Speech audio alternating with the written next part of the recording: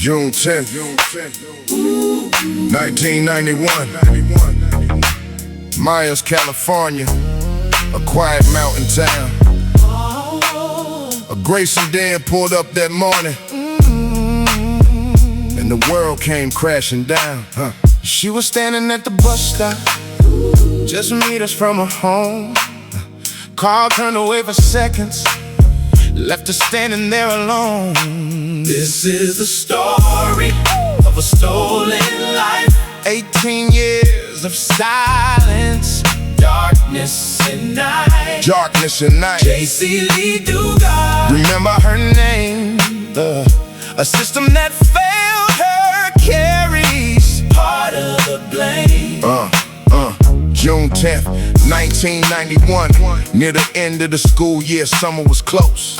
An 11-year-old girl with blonde hair and a bright smile, cheerful coast to coast. Car probing dropped at the stop, just a few meters from their front door. Turned back to his morning chores. Never imagined what was coming, never knew the score. A gray sedan rolled up slowly.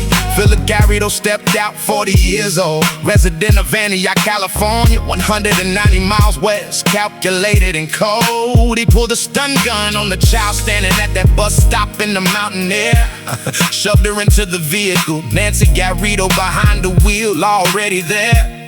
The whole thing happened in seconds. Carl looked up from his yard and saw the car. Jumped on his bike and pedaled hard, but the sedan was already too far. He stood in the empty street staring at the space where his daughter had been. Then ran inside and called 911, hands shaking when replaying the scene. Yeah, the El Dorado County Sheriff, the state of California, the FBI all came. Thousands of volunteers, search dogs, helicopters, nothing looked the same. Thousands of tips from California and Nevada, every single one pursued, but the investigation never reached Antioch, never found Walnut Avenue.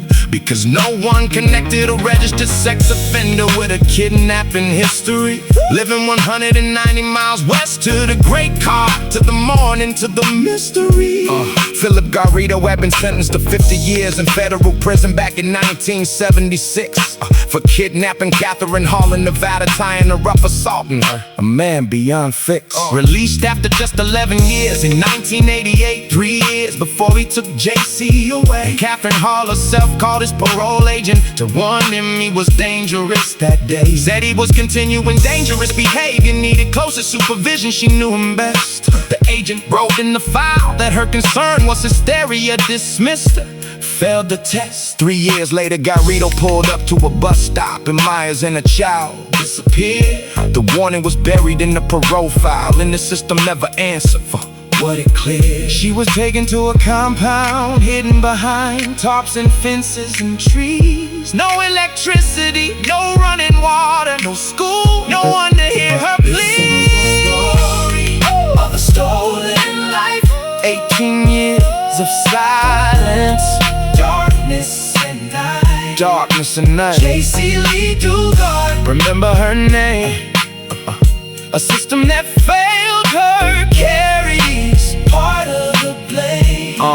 1554 Walnut Avenue, Antioch, hidden behind a normal suburban face. 900 square feet of tents and sheds built in the backyard. A secret place. Jaycee locked inside with no contact, no school, no movement, no freedom at all. Philip called himself a prophet, built a closed world, controlled everything within those walls. In 1994 at 14, she gave birth to her first daughter inside the compound yard. No doctor, no hospital, a 14-year-old mother delivering alone in the dark. 1997, a second daughter, same conditions, 2 girls raised with no records, no name. 60 parole checks came to the front door between 1999 and 2009, all left the same. A neighbor reported children's voices in the tents in 2006. Police came and turned away. 2008, investigators questioned Garrido at the door. No one checked the backyard that day.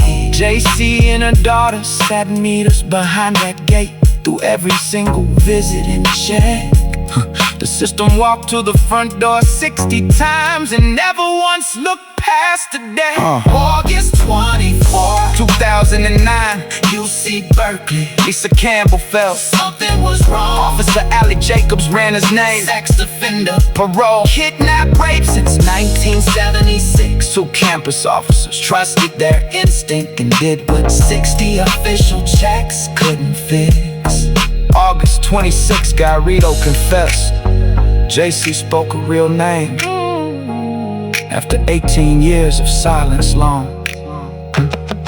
431 years to life. Fulfill it, 36 for Nancy. California paid 20 million and acknowledged shame. Jaycee wrote A Stolen Life, built the J Foundation, and refused to be defined by his name. She said you stole my life and the life of my family, and then she chose to rise anyway.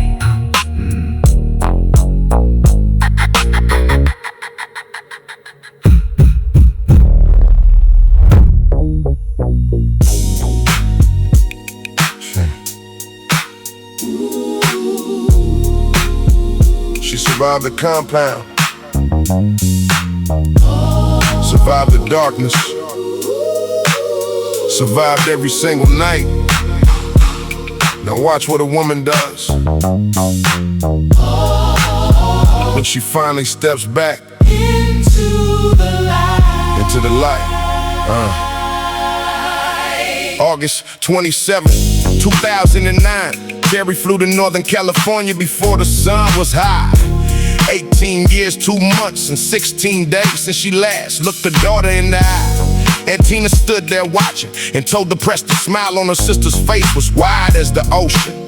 A mother holding a daughter after nearly 2 decades, pure uncontainable emotion. 2 granddaughters she never knew existed stood in that room breathing the same air.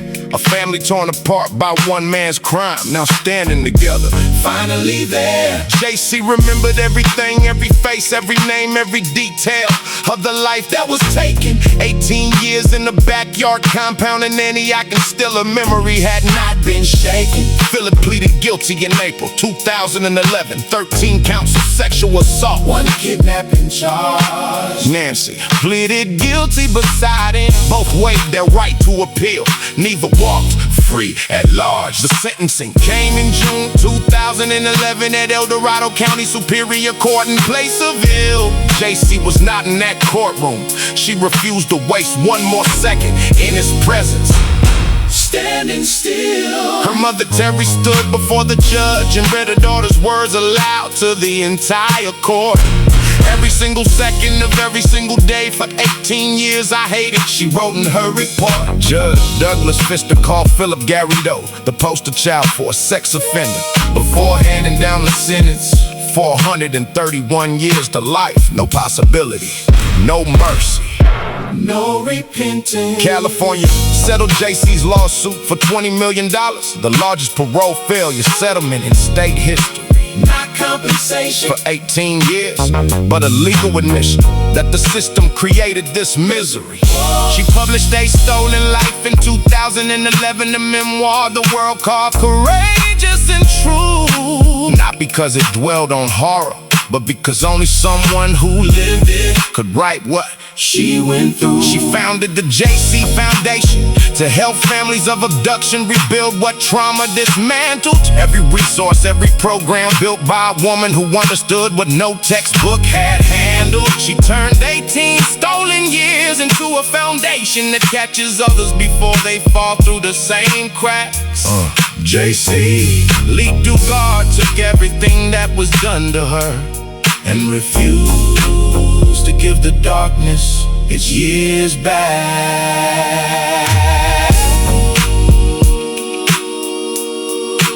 This is not just a story of what one man did in a backyard, behind the fence and some trees. This is the story of what a woman built after walking out of 18 years on her knees. Remember her name, not for what was taken, But for everything she chose to become, Jaycee Dugard, stolen at 11, unbroken at 29, and still not done.